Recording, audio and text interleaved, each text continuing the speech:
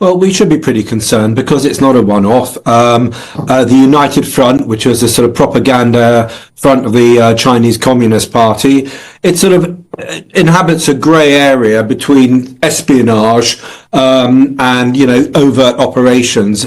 And what it is agents of influence, people peddling influence, trying to steer influential people to liking China, to not questioning where the COVID virus came from, perhaps.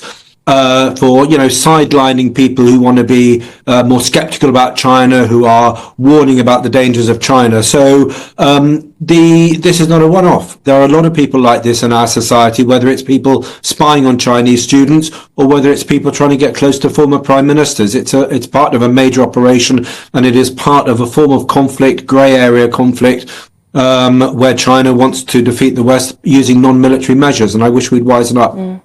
And Bob, I mean, you say that Prince Andrew has acted, well, being a bit of a useful idiot in this scenario. How so? Well, look, anyone who allows these people to get alongside them, and you know, you can be just naive and unlucky, but you should be careful. If you are an influential businessman or politician or royal, you probably need to be slightly wary about who your friends are, and you need to be wary about who you take advice from, who you're close to. So this is not just about Prince Andrew, and there are enough people putting the boot in, and I don't particularly want to add to that.